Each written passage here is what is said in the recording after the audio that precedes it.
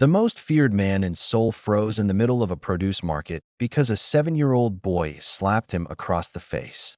That small hand belonged to a boy named Best, and he had no idea whose cheek he'd just struck.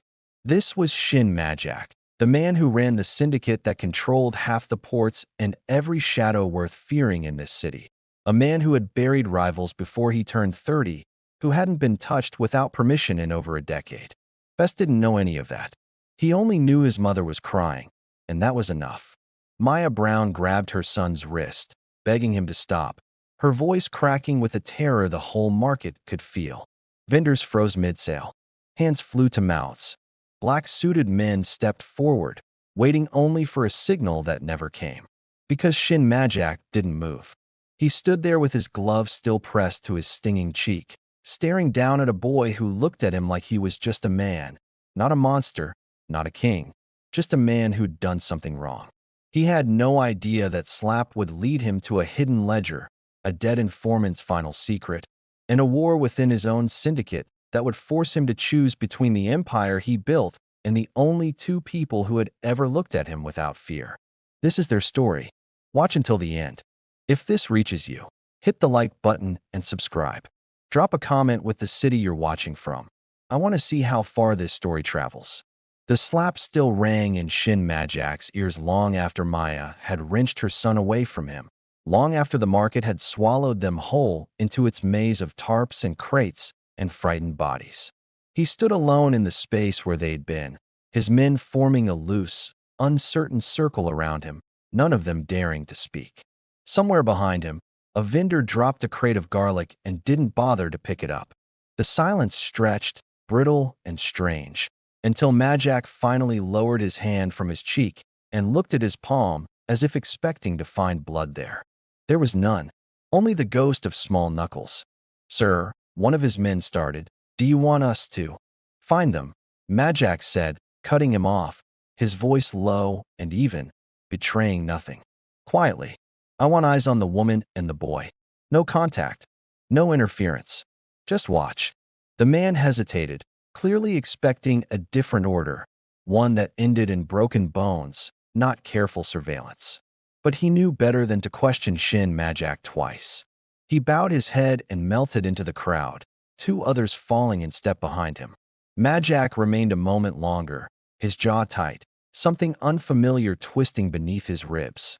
He had been struck before, knives, bullets, the butt of a rifle once, courtesy of a rival who hadn't lived long enough to regret it.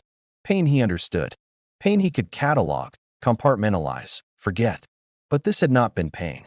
It had been something closer to a question, asked by a child too young to know the danger he was in, too brave or too foolish to care.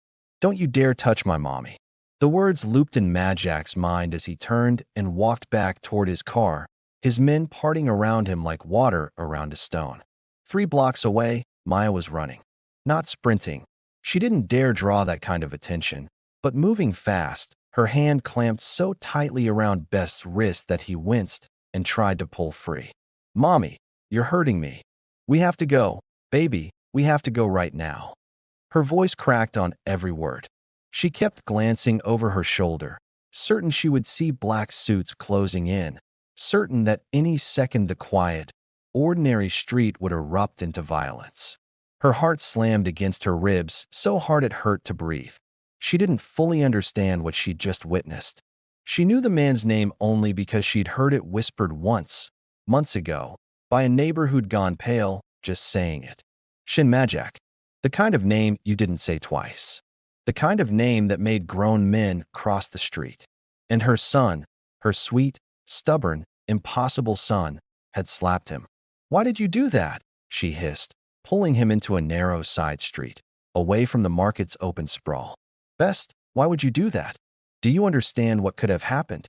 "He scared you," Best said, his chin jutting out, defiant even now, even with tears standing in his eyes. "He was standing too close, and you were crying, and nobody was helping you. So I helped you." Maya stopped, crouched, took his small face in both hands, her own tears falling freely now. "You cannot do that again. Do you hear me? No matter what happens, no matter who is standing in front of us, You do not put yourself between me and danger. You run. You understand me? If something like that ever happens again, you run and you don't look back." Best's lower lip trembled, but he didn't look away from her. "I'm not going to leave you." She pulled him into her chest, holding him so tightly he squeaked in protest. And for a moment neither of them moved, the city humming around them, indifferent to the storm she felt rising in her chest.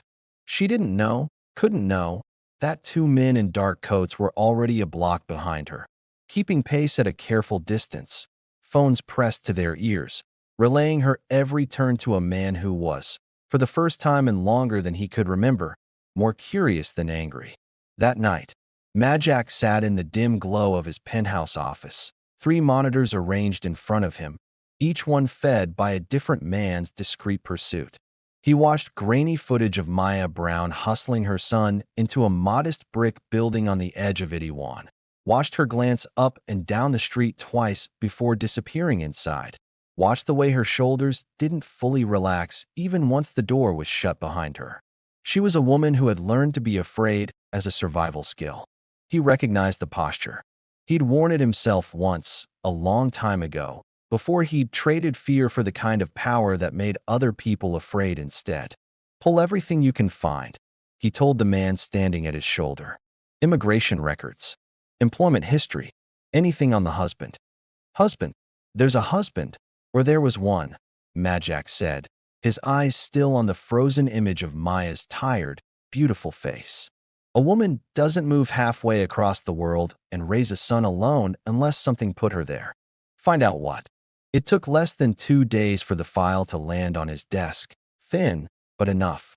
Maya Brown, formerly Maya Aining, originally from Accra, Ghana, had moved to Seoul 9 years earlier following her marriage to a man named Daniel Brown, an American contractor who'd spent the better part of a decade doing logistics work that, on paper, looked unremarkable. Shipping schedules, customs paperwork, boring, bureaucratic, forgettable. Except Majak's man had found something buried 3 layers beneath the surface paperwork, a flagged government file, heavily redacted, that placed Daniel Brown in regular, unexplained contact with an anti-corruption task force 2 years before his death. Majak read the file twice, then set it down slowly. He was an informant, he said, more to himself than to the man across from him. "It would appear so, sir." "And he died how?" "Robbery gone wrong. Officially. 3 years ago. Single gunshot. No suspects ever named. Case closed within a month." Majak's expression didn't change, but something behind his eyes went very still, very cold. He had been in this business long enough to know what an officially closed case with no suspects actually meant. It meant someone with enough reach had wanted it closed. It meant someone close enough to the syndicate, or inside it, had made a problem disappear and called it bad luck. What was he informing on? Unclear. The files reference financial irregularities. Shell companies. There's a notation here. The man hesitated, clearly unsure how the information would land, referencing a master ledger. Comprehensive financial records. The kind that would expose every laundering channel the syndicate uses. Majak sat back slowly in his chair. A ledger. Hidden, presumably, before Daniel Brown's death, by a man who must have known he was running out of time. A ledger that, if it existed and if it surfaced, could unravel everything Majak had spent 15 years building. Every alliance, every bribed official, every careful, bloody negotiation that had elevated him from a nobody fighting in back-alley rings to the undisputed king of Seoul's underworld. And somehow, impossibly, that ledger had led a 7-year-old boy to slap him in a market. "She doesn't know," Majak said quietly. "Sir, the wife, Maya, she doesn't know what her husband was. She doesn't know what she's carrying, if she's carrying anything at all." He stood, walking to the window, looking out over the glittering, indifferent skyline of the city he owned in every way that mattered except the one that was supposed to matter most, the law. Which means whoever killed Daniel Brown didn't get what they wanted. Which means they're still looking. And if my own men are already tailing her. He stopped. If his own men had identified her as a target before he'd ever connected her to the ledger, that meant someone inside his organization already knew. Someone had already made the connection between the widow and the missing financial records, and that someone had not brought the information to him. That was not surveillance. That was a hunt being conducted behind his back, inside his own house. Who flagged her first? He asked, turning sharply. Before the market. Before any of this. Who put surveillance on Maya Brown originally? The man shifted uncomfortably. The order came through Mr. Han's office, sir. Han, his right hand. The man who had stood beside him through 3 wars for territory, who had never once questioned an order, whom Majak trusted, had trusted more than any living person. Something cold settled in Majak's stomach, an instinct he didn't yet have proof for, but felt anyway, the way you feel a storm in your joints before the sky turns. Tell Han I want to see him, Majak said. Tomorrow. Tell him it's about the woman from the market. Tell him I'm curious why my men were watching her before I gave the order. And if he asks how you know that, Majak's mouth curved, not quite a smile. Tell him I notice everything in my city, especially the things people try to hide from me. The man bowed and left, and Majak remained at the window a long while, watching the lights of Seoul flicker against the dark, thinking about a small hand striking his cheek, about a mother's desperate, fearless love, about a husband who had died, trying to expose the very organization that now circled his widow and son like wolves. He did not yet know what he intended to do. He only knew, with a certainty that unsettled him more than any threat ever had, that he was not going to let them be hunted quietly into the ground. Maya didn't sleep that night or the next. She lay awake in the cramped apartment listening to every creak of the building's old pipes, every car that slowed outside her window, jumping at sounds that had never bothered her before. Best slept fitfully beside her, having insisted, with the stubborn logic of a 7-year-old, that he needed to stay close in case the scary man came back. She didn't tell him she was more afraid of the men she couldn't see than the one who had simply stood there, frozen, while her son struck him. There had been something strange in Majak's face in that moment, something that hadn't matched the stories she'd heard whispered about him. She'd expected fury. She braced herself for violence, certain in the half-second after Best's hand connected that she would watch her son be hurt, or worse, right there in front of her. Instead, the man had simply stood there, his hand pressed to his cheek, looking down at Best with an expression she could only describe, hours later, lying in the dark, as wonder. It made no sense. None of it made sense, and the not knowing was its own kind of terror. 3 days passed in tense, watchful quiet. Maya took Best to school each morning, walked him home each afternoon, checked the locks twice before bed. She told herself the danger had passed, that a man like Shin Majak had 1,000 more important things to occupy him than a frightened widow and her son. She was wrong, and the men following her every day, 2 cars back, careful and patient, knew it long before she did. It was on the 4th day, in the narrow alley between Best's school and the bus stop where they usually waited, that the quiet finally broke. Maya felt it before she saw it, a wrongness in the air, the particular stillness of a street that had emptied too fast. She tightened her grip on Best's hand and quickened her pace, but the alley narrowed ahead of them, and 2 men stepped out from a recessed doorway, blocking the path forward. She spun, already knowing what she'd find, and saw 2 more behind them, closing off the only way out. Mrs. Brown, one of the men said, his voice flat, professional, terrifyingly calm. We just need the boys back. No, Maya said immediately, pulling Best behind her, her whole body trembling but her voice steadier than she felt. I don't know what you want. I don't have anything. The bag, the man repeated, taking a step closer. Give us the bag and you walk away. Both of you. Best's small hand fisted in the back of Maya's coat, and she could feel him shaking, could hear his breath coming fast and panicked behind her. She thought, with a clarity that terrified her more than the men themselves, that she would die in this alley protecting a backpack she didn't even understand the importance of, and that her son would watch it happen. Run, she whispered to him, the same word she'd given him days before. Best, when I say go, you run, you don't stop. The man closest to her lunged, reaching for the boy, and Maya screamed, and threw herself forward to block him. And then the world tilted sideways into violence so fast and so absolute that for a moment Maya couldn't process what was happening. A black car had turned into the alley's far end, tires screeching, and before it had even fully stopped, the rear door was open and a figure was moving. Not walking, moving, with the terrible fluid speed of a man who had killed more times than he could count and felt nothing about any of it until this exact moment, when the stakes had a name and a face and a green sweater. Shin Majak crossed the alley in seconds. The first man who'd reached for Best didn't see the blow coming. He was on the ground before he understood he'd been hit, his jaw audibly wrong, his body folding like something boneless.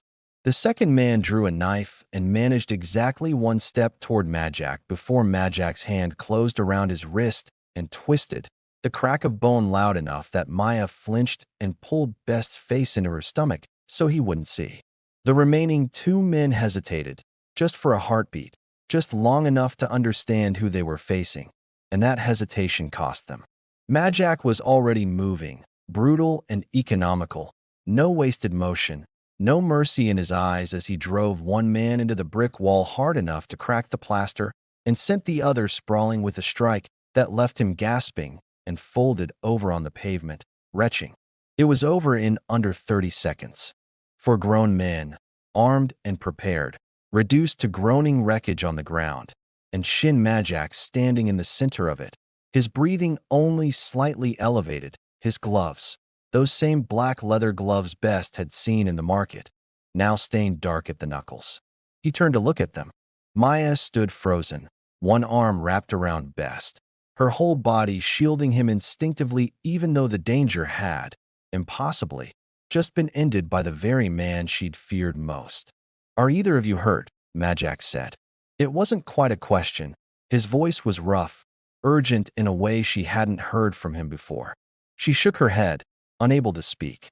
He crouched, not advancing further, keeping a careful distance, his eyes flicking briefly to Best, who peered out from against his mother's coat with wide, startled eyes. "I'm sorry," Majak said, and the words seemed to cost him something, like he wasn't used to forming them. "I should have moved faster. I should have known they'd come for you before I." He stopped himself, straightened, looked back toward the men groaning on the ground, his expression hardening into something far colder. "We don't have time to discuss this here. More of them may already be coming. I need you to trust me, just for the next 10 minutes, and get in the car." "Trust you," Maya repeated, her voice shaking with disbelief and fear and something else she didn't have a name for yet. "You're the reason this is happening. You're the reason men are coming after my son." "No," Majak said, sharp enough that she flinched. He softened immediately, visibly forcing the edge out of his voice. "No, I am not the reason. I am the only reason you're both still breathing right now. Whoever sent these men works for me, which means they answer to me, which means I am the only person in this city who can make them stop. But I cannot protect you from a distance, and I cannot protect you if you run from me into the open, where they will find you again within the hour." Maya looked down at the men on the ground, then at her son, who was staring up at Majak with an expression that had shifted, in the space of 30 violent seconds, from fear into something disconcertingly close to awe. "He saved us, Mommy," Best whispered. "Best." "He did. He hit them really hard." The boy looked up at Majak with the unfiltered honesty only children possess. "Are you still mad I slapped you?" For the first time since the market, something in Majak's controlled, dangerous face cracked open. Not quite a smile, but close enough to it that Maya felt the ground shift slightly beneath her, some old certainty about the world rearranging itself without her permission. "No," Majak said. "I think you may have been the only person brave enough to tell me the truth in a very long time." Sirens wailed somewhere in the near distance.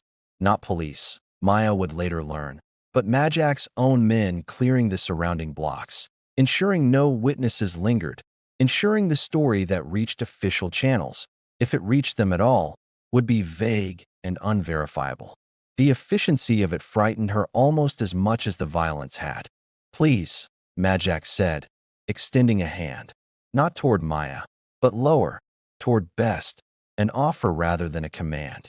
Let me take you somewhere safe. I will explain everything. And if, after you've heard it, you want nothing more to do with me, I will personally ensure you and your son are protected and left alone for the rest of your lives. But right now, in this alley, with men loyal to me lying on the ground because they tried to hurt your son, I am asking you to let me finish what I started.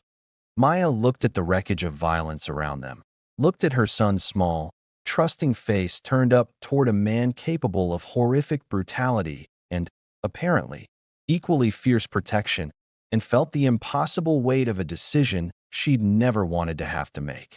If you ever, she said quietly, her voice trembling but resolute, ever let anything happen to him. I won't, Majak said, and there was nothing performative in it, nothing calculated. It was, perhaps, the first wholly honest thing he had said to another human being in longer than he could remember. I swear it on everything I have left that means anything. She didn't fully believe him. Not yet. But she took Best's hand, and together they walked toward the waiting car, leaving four broken men behind them in an alley that, by morning, would show no trace that any of it had happened at all. The drive to Majak's compound passed in heavy silence. Best pressed against his mother's side in the back seat, staring out the tinted windows at the city sliding past, occasionally glancing toward the front seat, where Majak sat rigid and watchful, phone pressed to his ear, issuing quiet, clipped instructions that Maya didn't fully understand but recognized, with a chill, as the sound of a man rapidly, ruthlessly tightening control over something that had nearly slipped from his grasp. I want Han's location confirmed within the hour, Majak said into the phone, his voice low. And I want to know exactly which of our men were dispatched to that alley, and who gave the order. Someone authorized this. I intend to know who. He ended the call and was quiet for a long moment before turning slightly, just enough to address Maya, without fully looking at her, as though giving her the privacy of his profile rather than the weight of his full attention. Your husband, he said carefully, was not killed in a robbery. Maya's breath caught. Beside her, Best had gone very still, listening with the particular intensity of a child who understands, even without full comprehension, that something important is being said. What are you talking about?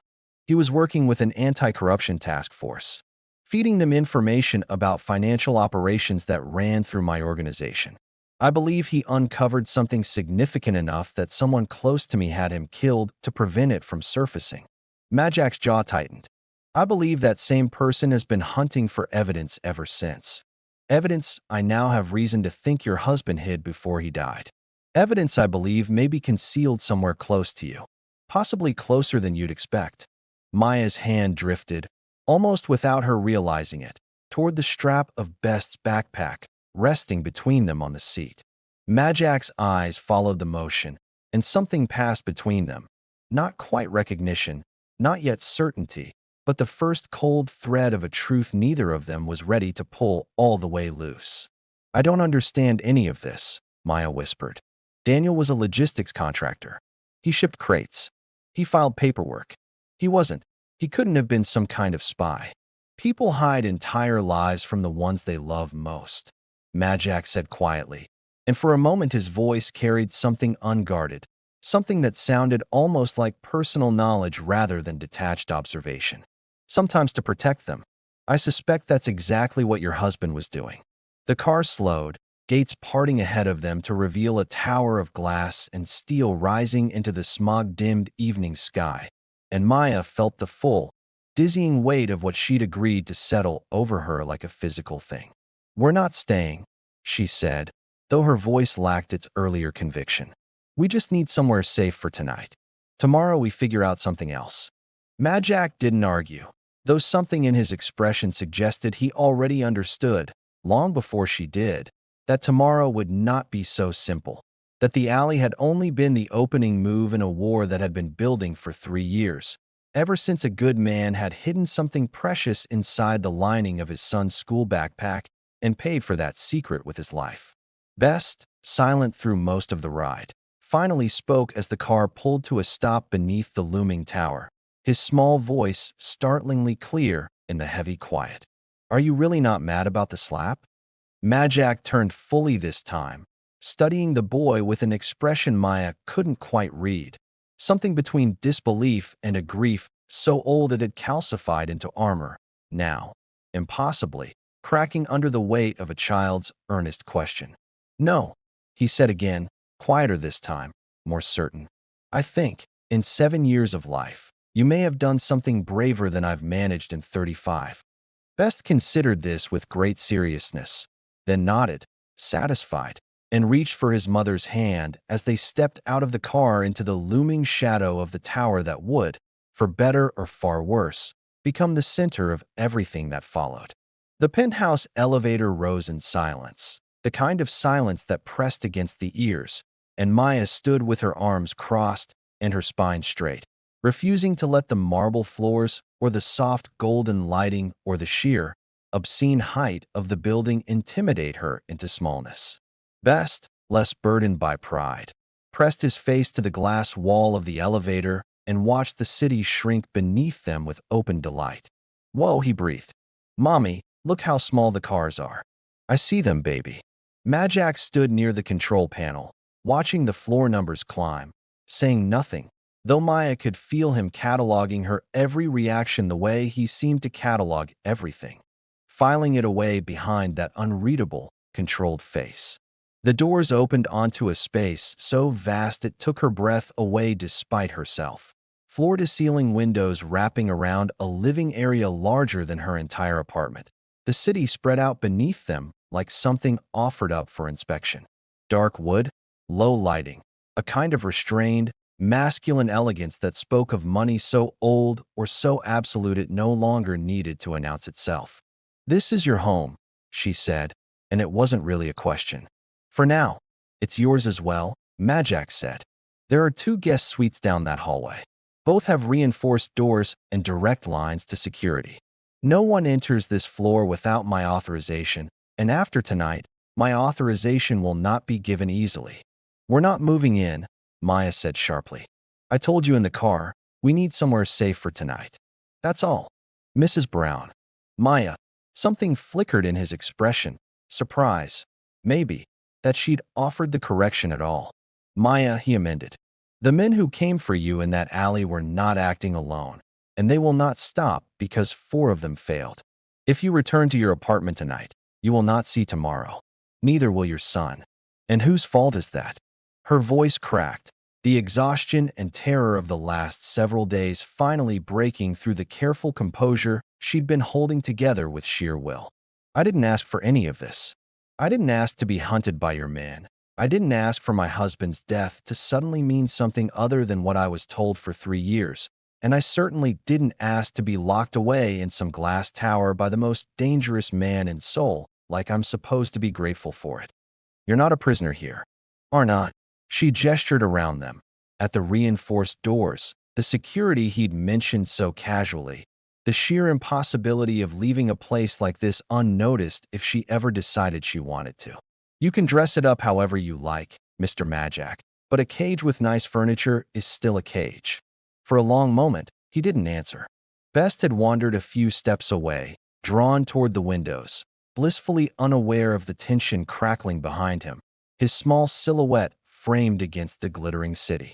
You're right, Majak said finally, quietly. It is a cage. I won't insult you by pretending otherwise. But it is a cage built to keep danger out, not to keep you in. The doors are not locked against you. If tomorrow you wake up and decide you'd rather take your chances elsewhere, I will not stop you. I will only ask you to consider that elsewhere, your son does not have 4 armed men standing between him and whoever comes next. Maya's jaw tightened. She hated that he was right. She hated, more than that, the way some small, traitorous part of her had felt something close to safety the moment those reinforced doors closed behind them. Something she hadn't felt since long before Daniel died, since long before she'd learned that safety was a luxury, not a guarantee. Fine, she said. Tonight. We stay tonight. But I want answers, real ones, not whatever careful version of the truth you think I can handle. I want to know what happened to my husband. All of it. You'll have it, Majak said. Tomorrow. Tonight. You both need to eat, and your son needs to sleep somewhere that isn't a car or an alley. As if summoned by the word, Best's stomach growled audibly. And despite everything, despite the fear and fury still tangled together in her chest, Maya felt the corner of her mouth twitch. Dinner was simple, surprisingly, so given the scale of everything around them. A quiet woman from the kitchen staff brought out rice and grilled fish, and a soup Maya didn't recognize, but that smelled, achingly, of home in a way nothing in Seoul ever quite managed. Best ate with the unself-conscious enthusiasm of a child whose appetite had not yet learned to be afraid, peppering Majak with questions between bites. "Do you really have a dragon tattoo?" "Best," Maya started, mortified, but Majak only rolled back his sleeve slightly, revealing a sliver of dark ink curling up from beneath his collar. "Just one," he said. "On my neck. Can I see it?" "Best." "It's all right," Majak said, and to Maya's astonishment, he pulled his collar aside slightly, revealing the edge of the tattoo, an intricate black dragon coiled in a way that suggested old pain, old meaning, something earned rather than decorative. Best studied it with the deep, serious focus of a scholar. "Did it hurt?" "Very much." "Why'd you get it then?" Majak was quiet a moment, his eyes distant. "To remind myself of something I'd rather not forget. Sometimes pain is the only thing that keeps a man honest." Best considered this with a small nod, as though it made perfect sense, then returned his attention to his soup, satisfied. Maya watched the exchange with a tight, complicated knot in her chest, some part of her unsettled by how easily her son had warmed to a man capable of the violence she'd witnessed in that alley. Another part of her, smaller and more reluctant, noting the careful, deliberate gentleness with which Majak had answered him. That night, after Best had finally drifted to sleep in the unfamiliar guest room, exhausted past the point of fear, Maya stood at the window of her own suite and stared out at the city, unable to settle, unable to quiet the storm in her mind. A soft knock came at the door. She opened it to find Majak standing in the hallway, having shed his suit jacket, his sleeves rolled to the elbow, looking, for the first time since she'd met him, less like a king and more like a tired man. "I wanted to check that you had everything you needed," he said. "I don't need anything from you," she said, though the words came out without their earlier edge. "I know." He hesitated, an unfamiliar awkwardness crossing his face, like a man unused to standing at someone's door without purpose or command.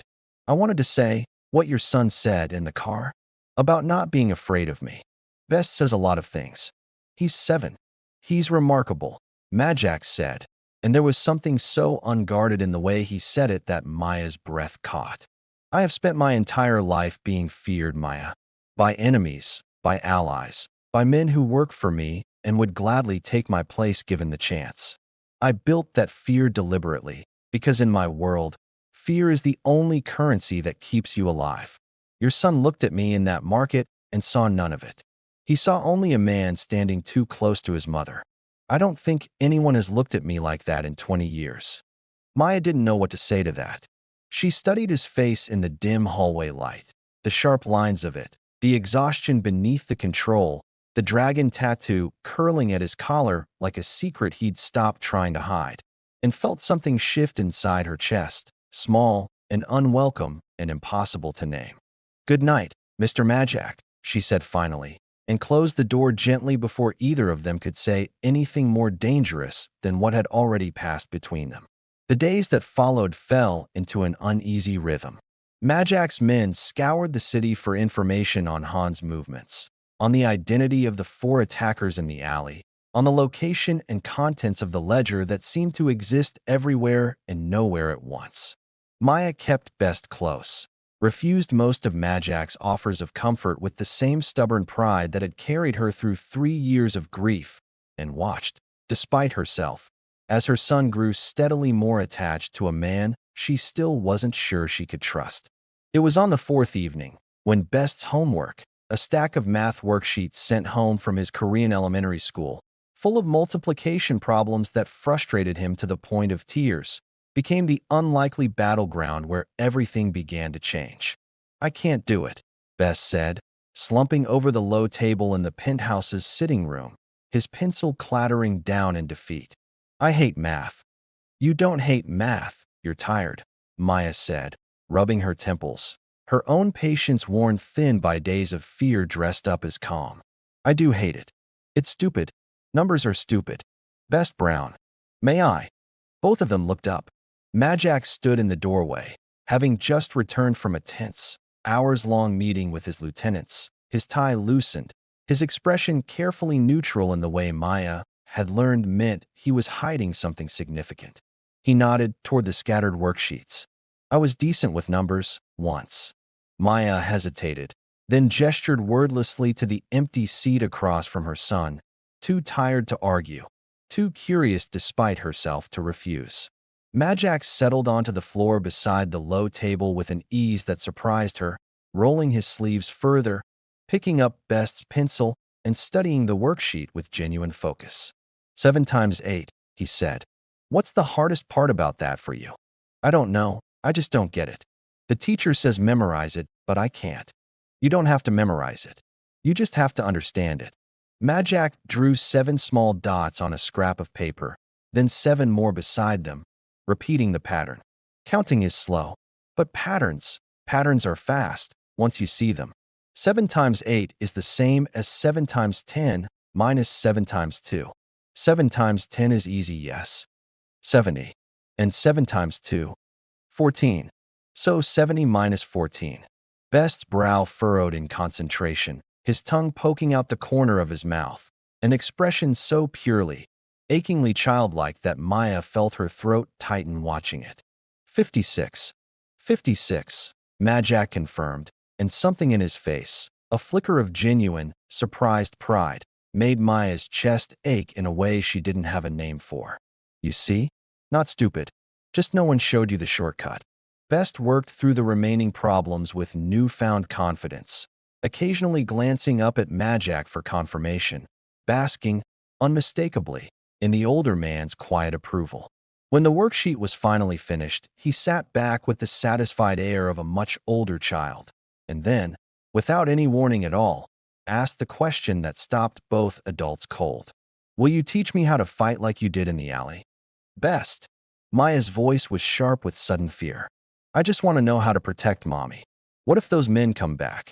Majak was quiet a long moment, studying the boy with an expression of such careful weight that Maya found herself holding her breath, uncertain which answer she dreaded more. No, Majak said finally. I won't teach you to fight like I did in that alley. Best's face fell, crestfallen. Why not? Because the way I fight, I learned because I had no one to protect me, and no one who would have cared if I disappeared. I had to become something frightening to survive a world that wanted me dead. You are not in that world, Best. You have a mother who would burn the city down for you, and now, whether either of us intended it, you have me as well. You do not need to become a weapon. That is not bravery. That is only desperation dressed up as strength. Then what is bravery? Majak considered this carefully, and when he answered, his eyes flicked briefly, almost involuntarily, toward Maya. Bravery is what you did in that market. Standing in front of someone you love when you're afraid, even when you don't know what will happen next. It is not about how hard you can hit someone. It's about who you're willing to stand in front of and why. He paused. But I will teach you to be careful. To notice when something feels wrong before it becomes dangerous. To run when running is the brave thing to do, even when it doesn't feel like it. That, I can teach you, and that will keep you safer than any punch ever could. Best absorbed this with the same serious focus he'd given the multiplication problems, then nodded slowly, satisfied by an answer Maya herself found unexpectedly, achingly wise. Later, after Best had finally gone to bed, exhausted and content in a way she hadn't seen from him in weeks, Maya found Majak alone on the terrace, a glass of something amber and untouched on the railing beside him, his eyes fixed on the city below. You didn't have to do that, she said, stepping out into the cool night air. The homework. He needed help. I had the time. That's not what I mean. She crossed her arms, studying him in the dim light, the dragon tattoo, the careful, controlled posture that seemed to loosen, just slightly, when Best was nearby. You didn't have to be kind to him. Patient. You could have just answered the math and left it at that. But you talked to him like, She stopped, unable to finish the thought. Like he mattered?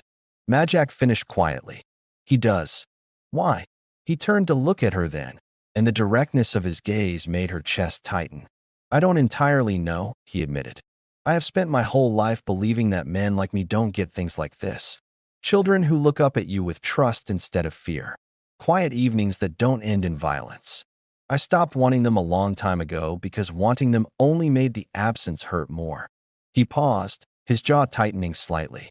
And then a 7-year-old slapped me in a market. And somehow, in the space of a single week, I find myself wanting things I haven't allowed myself to want in 20 years. Maya didn't answer immediately.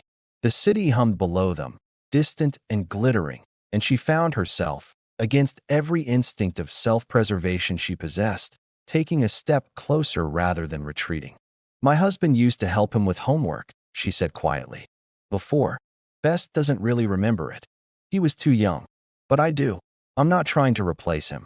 I know. Her voice wavered. That's not what scares me. Then what does? She looked at him for a long moment. The dangerous, complicated man who had nearly broken 4 grown men with his bare hands and then, an hour later, had sat cross-legged on the floor patiently teaching her son multiplication tricks. That I might actually start trusting you, she admitted. And that trusting you might be the most dangerous thing I've ever done. Neither of them said anything more.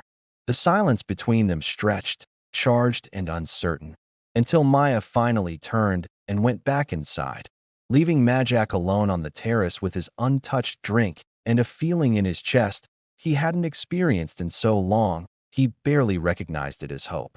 It was 2 days later that everything cracked open. Maya had been sitting in the penthouse's quiet sitting room, mending a small tear in the lining of Best's backpack, the same green-strap bag he'd worn every day since they'd left their apartment. A habit of normalcy she clung to fiercely, insisting he still do homework, still keep his routines, still be, as much as possible, an ordinary 7-year-old boy despite the extraordinary dangers surrounding him.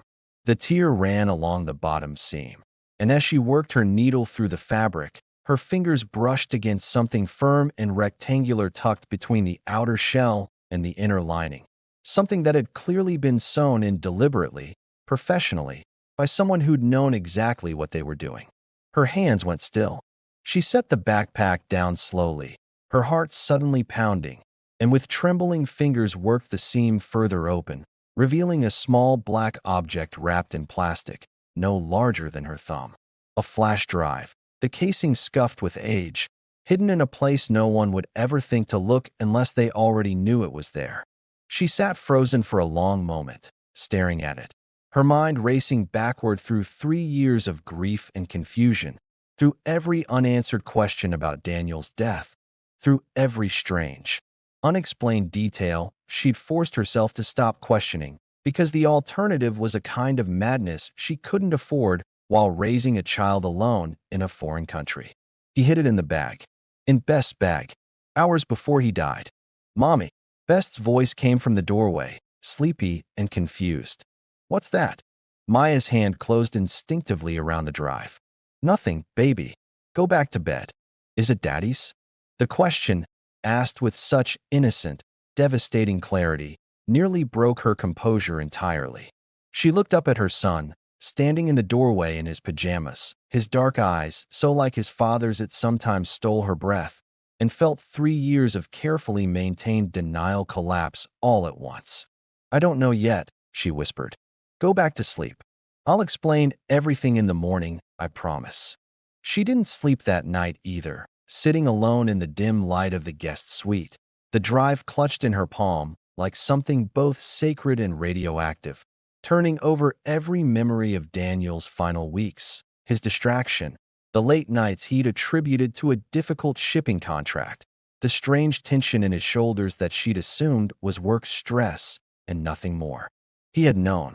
He had known something dangerous enough to warrant hiding evidence inside his own son's backpack, dangerous enough that he'd died for it days later, and he had never told her, never warned her, never given her any chance to protect herself or their son from what was coming.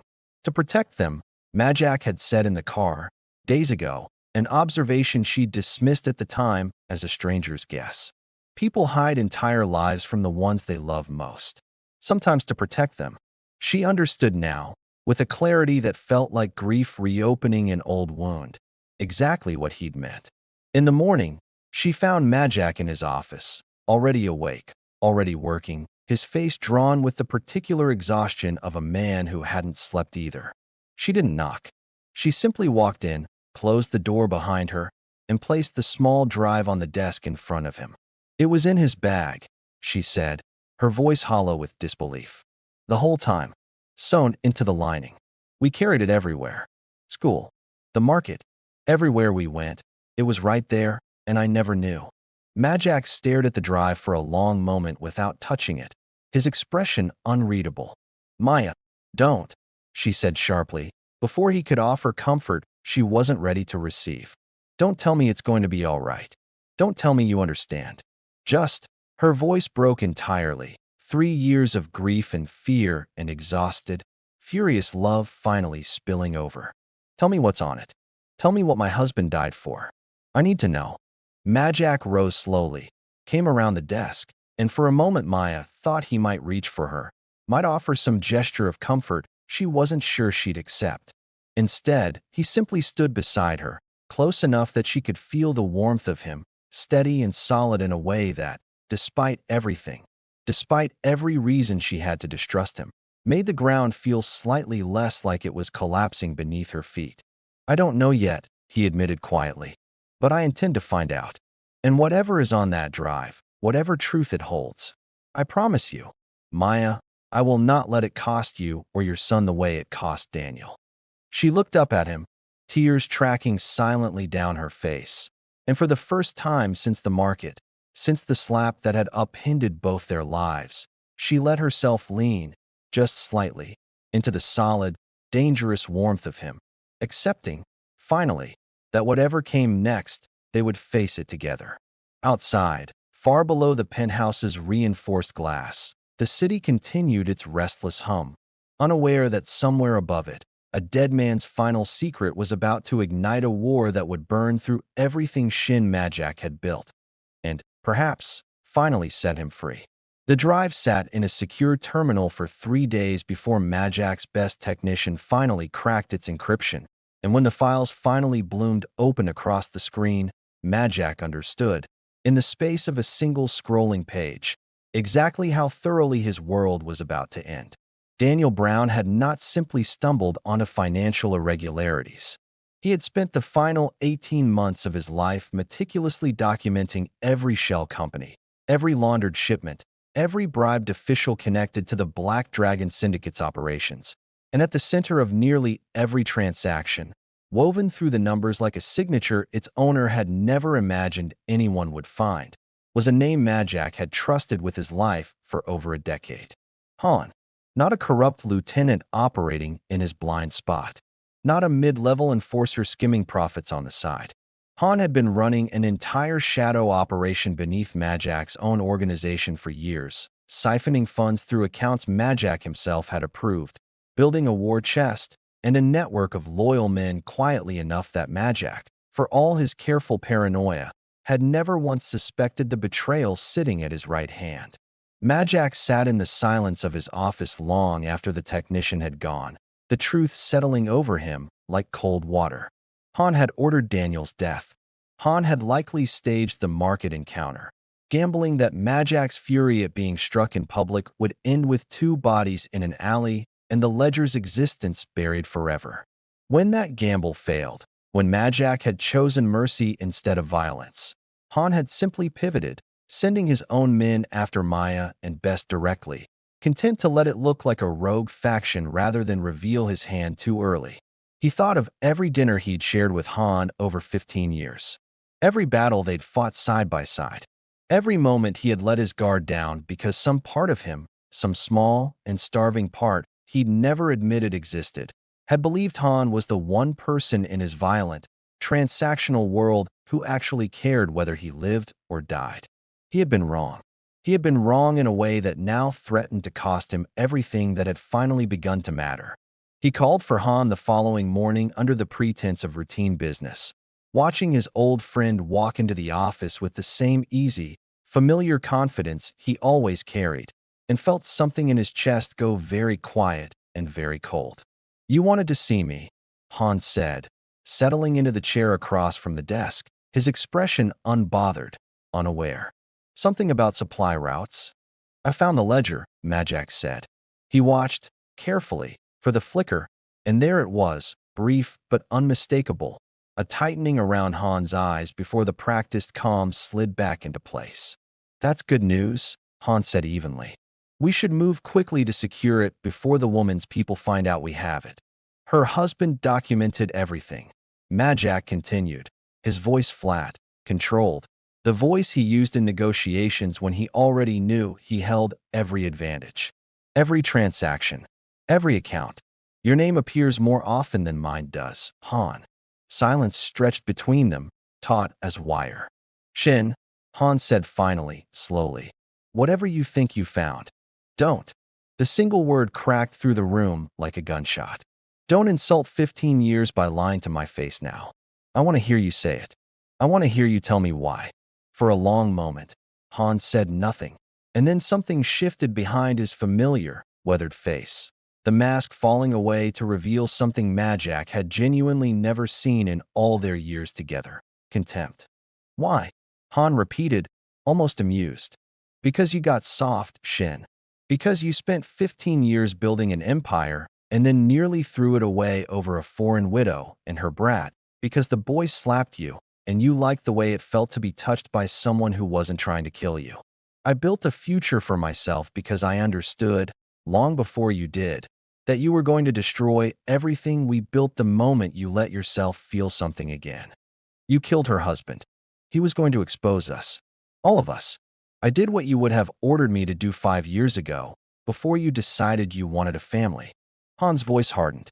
"I gave you every chance to remain the man this organization needed. You chose them instead."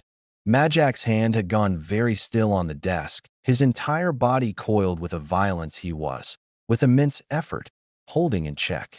"You're done," he said quietly.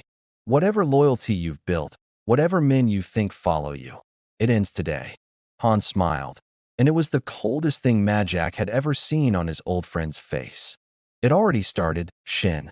While you've been playing house with your new family, I've spent 3 years building exactly this moment. The men in this building right now, half of them answer to me, not you. They have for a long time." He rose slowly from his chair. "I gave you a chance to walk away from this clean, to let the woman and the boy disappear quietly, to keep your throne. You chose sentiment over survival. So now I take both." He was gone before Majak could close the distance between them, slipping out through the office door with the easy confidence of a man who already believed he'd won. And a half-second later, the building's alarms began to scream. Majak was moving before he'd finished processing the sound, sprinting through corridors that, in the space of a single conversation, had transformed from his fortress into a battlefield. Gunfire echoed somewhere below, the controlled chaos of a coup unfolding with terrifying precision. Han's men, planted and patient for years, rising up simultaneously to seize control of every checkpoint, every elevator, every line of defense Majak had spent a decade building. "The penthouse," he barked into his radio, sprinting for the private elevator. "Get me eyes on the penthouse now." Static answered him. Then silence. He didn't wait for the elevator. He took the emergency stairwell 2 and 3 steps at a time, his lungs burning, his mind consumed by a single, screaming thought that drowned out every calculation of strategy or survival he'd ever trained himself to make. Maya. Best. He burst through the stairwell door onto the penthouse floor to a scene of devastation, the reinforced front door blown inward, 2 of his most trusted guards lying motionless in the entryway, the elegant, glittering space he'd offered as sanctuary now scattered with broken glass and the acrid smell of spent gunpowder. "Maya." His voice tore raw from his throat, echoing through the ruined penthouse. "Maya." He found her in the hallway near the guest suites, collapsed against the wall, blood running from a shallow wound at her temple, her whole body shaking with a grief so absolute it had stolen her voice entirely. When she saw him, She didn't speak. She simply pointed, with a trembling hand, toward the open door of Best's room. Empty, the window shattered, a child's sneaker lying abandoned on the floor amid the wreckage. They took him. She finally managed, the words tearing out of her in a broken whisper. Shin, they took him. I tried to stop them. I tried. Her composure shattered completely, sobs racking her small frame as Majak dropped to his knees in front of her, his hands hovering, uncertain, terrified to touch her and terrified not to. I couldn't stop them. There were too many. I fought. I tried to fight, and they took him and they left and I couldn't. This isn't your fault. Majak's voice cracked, something inside him breaking open in a way 15 years of violence had never managed. This is mine. This is entirely mine. Find him, Maya said, gripping the front of his shirt with both bloodied hands, her eyes wild with a terror that mirrored every nightmare he'd never let himself have. Shin, I am begging you, find my son. Something in Majak went utterly, irrevocably still, the calculating, controlled crime lord falling away entirely, replaced by something far older and far more dangerous than any reputation he'd ever built. He had been many things in his life. A fighter, a killer, a king of a city that feared his very name. But in this moment, kneeling in the wreckage of the one place he'd ever allowed himself to call a home, he was only a father whose son had been stolen from him. And there was nothing in this world, no loyalty, no empire, no law of God or man, that was going to stop him from getting Best back. I will bring him home, he said, his voice low and absolutely certain. Maya, look at me. I will bring him home, or I will not come back at all. He rose, already moving, already shedding the last vestiges of the careful, controlled man he'd built himself into. He stripped off his suit jacket, rolled his sleeves past the elbow, and from a hidden panel behind a bookshelf in his ruined office, retrieved what remained of his oldest life. The tools of a man who had clawed his way up from nothing through sheer, brutal will before money and power had ever offered him the luxury of gloves and clean hands. His remaining loyal men gathered as word spread through the wreckage of the tower.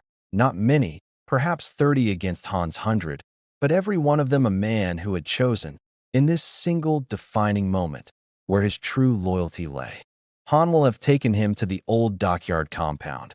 One of them reported, breathless, blood on his collar from the fighting below. It's the only stronghold large enough, secure enough, that he could have prepared in advance. He'll be expecting pursuit. Good, Majak said, and his voice carried a register none of them had ever heard from him before. Not the cold calculation of the boss they knew, but something raw and elemental, a promise of devastation. Let him expect it. The drive to the dockyard took 11 minutes that felt, to Majak, like 11 years. He sat in the back of the armored car with his eyes closed, not from calm, but from the sheer effort of containing the violence building inside him, replaying every moment of the last week. The slap in the market, Best's fierce, fearless declaration, the careful multiplication problems solved together on the floor of a room that no longer existed, Maya's broken voice begging him to bring her son home. He would burn the entire dockyard to the ground before he failed her.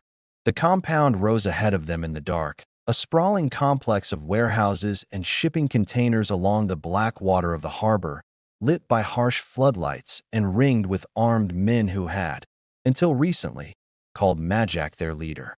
The car stopped well short of the gates, and Majak stepped out into the cold night air alone, his men fanning out silently behind him into the shadows. Sir, one of them whispered urgently, we should wait for the rest of the convoy. We're too exposed. No. Majak's voice was flat, final. Every minute we wait is a minute that boy is alone with a man who has already proven he'll hurt a child to win. I am not waiting. He walked toward the gates without hesitation, and the first guard who raised a weapon toward him barely had time to register surprise before Majak closed the distance and ended him without breaking stride. The violence so swift and so absolute that the man's companions froze for a fatal half-second before understanding what was happening among them. What followed was not a battle. It was a reckoning. Majak moved through the compound like something inevitable, a force that had shed every restraint civilization or ambition had ever placed on him, fighting not with the calculated economy of a man protecting his empire, but with the desperate, unstoppable fury of a father racing against time. Men who had served him for years fell back in genuine terror at the sight of him, some choosing to flee rather than face what he had become, others standing their ground only to discover, in the last seconds of their lives, that every story whispered about Shin Majak's early years, before the suits, before the gloves, before he'd learned to let money do his violence for him, had been, if anything, an understatement. His own men followed in his wake, securing the perimeter, cutting down resistance, but none of them tried to match his pace through the compound's heart. They understood, instinctively, that this was not a fight to be shared. He found Han's inner sanctum on the third level of the central warehouse, a converted office overlooking the dock, guarded by 6 of Han's most trusted enforcers, the kind of men who had survived a decade of territorial wars and feared nothing. They were not prepared for what came through that door. It was over in less than 2 minutes, brutal and absolute. And when Majak finally shoved open the inner door, his shirt torn, blood that wasn't his own streaked across his knuckles, he found Han standing at the center of the room with a gun pressed to the side of a small, terrified, tear-streaked face. "Best," Majak breathed, every ounce of fury in him crystallizing instantly into something colder and infinitely more controlled. "Stay back," Han warned, his composure fraying visibly at the edges, sweat beading at his hairline despite the cold harbor wind cutting through the broken window behind him. "Stay back, or I swear I'll—" "You won't." Majak's voice was deathly calm now, every ounce of rage banked behind a wall of absolute, terrifying focus. "Because the moment you pull that trigger, you lose the only thing keeping you alive in this room." Best's eyes found his across the room, wide and brimming with tears, but, even now, even with a gun at his temple, holding a flicker of the same fierce defiance that had driven him to slap a Mafia boss in a crowded market. "Shin," the boy whispered, his voice trembling but his chin lifted, "I knew you'd come." Something in Majak's chest cracked wide open at the sound of his name in that small, frightened voice. Not Mr. Majak, not the scary man, but Shin, spoken with a trust so absolute it nearly undid him entirely. "I told you I would," Majak said, his eyes never leaving Han. "I don't break my promises to people I love." Han's grip on the boy tightened, his eyes darting toward the broken window, toward the dock below, calculating odds that were rapidly, visibly collapsing. "You're going to let me walk out of here," he said, though the certainty in his voice had begun to crack. "You're going to let me take the boy to the docks, and once I'm safely away, I'll release him somewhere you can find him. That's the deal, Shin. That's the only deal on the table." "There is no deal," Majak said quietly. "There was never going to be a deal the moment you put a gun near that child. You took the one thing in this world I will burn everything down to protect, Han. You don't walk away from this room. The only question is whether you walk out of it at all. You think you can take that shot without hitting him?" Han's voice rose, panic finally breaking through his composure. "You think you're fast enough, good enough." "I don't need to be," Majak said, and something in his stillness, in the absolute certainty radiating from him, made Han's hand begin, almost imperceptibly, to shake. "Because you're not actually willing to kill him, Han. You've spent 3 years orchestrating all of this specifically to avoid that boy's death. Because killing a child in cold blood was never something you had the stomach for, not really. That's why you staged the market encounter and hoped I'd do your dirty work for you. That's why you sent men to grab a backpack instead of putting a bullet in a 7-year-old's head the moment you found him. You're a thief and a traitor, Han, but you're not the monster you'd need to be to pull that trigger. I know you. 15 years, and that is the one thing about you I still know is true." For one suspended, agonizing moment, nothing moved. Best's breath came in small, frightened hitches, his eyes fixed on Majak with desperate trust, and Han's hand trembled against the weapon, the calculation behind his eyes warring visibly with whatever remained of the man Majak had once called brother. Then Han's grip loosened, Just slightly, just enough. Majak moved. It happened too fast for Best to fully process. A blur of motion, the gun wrenched away and clattering across the floor, Han's body driven backward into the broken window frame with a force that ended any further negotiation permanently. Majak didn't look back to confirm what he already knew. He crossed the room in 2 strides and dropped to his knees in front of Best, pulling the trembling boy into his arms with a desperation that had nothing left of the controlled crime lord and everything of a father who had nearly lost the only family he'd ever truly chosen. "I've got you," he murmured into Best's hair, his voice breaking for the first time in longer than he could remember. "I've got you, you're safe. I've got you." Best clung to him, sobbing in earnest now that the danger had finally passed. His small fists knotted in the torn fabric of Majak's shirt. "You came," he kept repeating, half disbelief, half relief. "You really came." "Always," Majak whispered. "I will always come for you." The dockyard fell silent around them, the last of the fighting fading into the cold harbor night. And somewhere across the city, in the wreckage of a penthouse that would never again feel like a stronghold, Maya Brown sat with a phone pressed to her ear, listening to Majak's voice tell her, through tears he made no effort to hide, that her son was safe and coming home. It took 3 weeks to fully unwind 15 years of empire.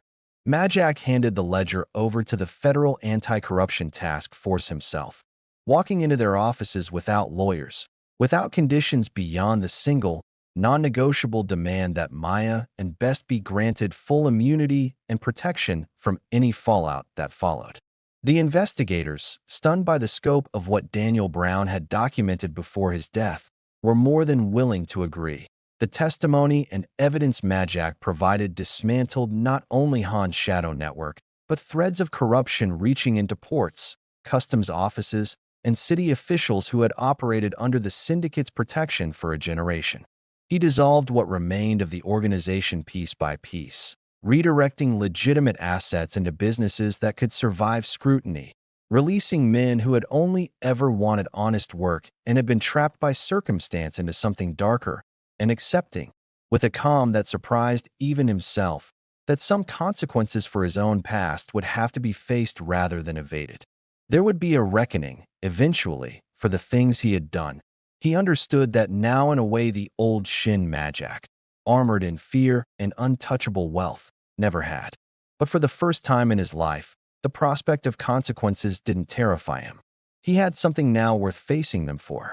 Maya stayed. It wasn't a single decision, but 1,000 small ones, made over the weeks that followed. Choosing to remain in the rebuilt, far less fortress-like apartment Majak had taken instead of the penthouse. Choosing to let Best continue asking Majak for help with his homework. Choosing, finally, on a quiet evening months later, to reach for Majak's hand across a dinner table and not let go. On a bright Saturday morning, months after the dockyard, after the trials and the testimony and the slow, careful work of building something honest out of the wreckage of everything Majak used to be, the three of them walked together into the same bustling Seoul market where it had all begun. The produce stalls were as loud and colorful as ever, vendors calling out prices, the air thick with the smell of ripe fruit and fresh herbs. Best ran ahead toward a stand selling persimmons, no bodyguards trailing him now. No men in black suits watching from the shadows. Just an ordinary boy in an ordinary market. Free to be exactly that. "Can we get some?" he called back, holding up a persimmon with both hands like a trophy. Asked the vendor nicely. Maya called back, laughing, and Majak felt something settle deep in his chest at the sound of it. A sound he'd come to treasure more than any amount of power he'd once commanded. He reached for Maya's hand as they walked, and she let him take it without hesitation, the easy intimacy of months spent building trust where there had once been only fear. "Do you ever think about it?" she asked quietly, watching Best haggle cheerfully, badly, with the amused vendor. "How it all started. Right here. Every day," Majak admitted. "I think about a boy who looked at me and saw a man instead of a monster before I had given him any reason to." "He still talks about it," Maya said, smiling. tells anyone who'll listen that he's the only person brave enough to slap a mafia boss and live to tell about it. He's not wrong. Majak's mouth curved into something that, a year ago, would have been unthinkable on his face. An easy, unguarded smile. Though I'd argue I'm the one who got the better end of that exchange. Best came running back, a bag of persimmons clutched triumphantly in his hands, his face bright with the simple, ordinary joy of a child who finally, fully, belonged somewhere safe. "Can we have these for dinner?" he asked, already reaching for both their hands, pulling them forward into the crowded, noisy, beautiful chaos of the market. "Whatever you want," Majak said, and meant it with every part of himself that had once believed he didn't deserve a single ordinary, peaceful moment like this one. They walked together through the market, an unlikely family forged in violence and rebuilt in something far gentler.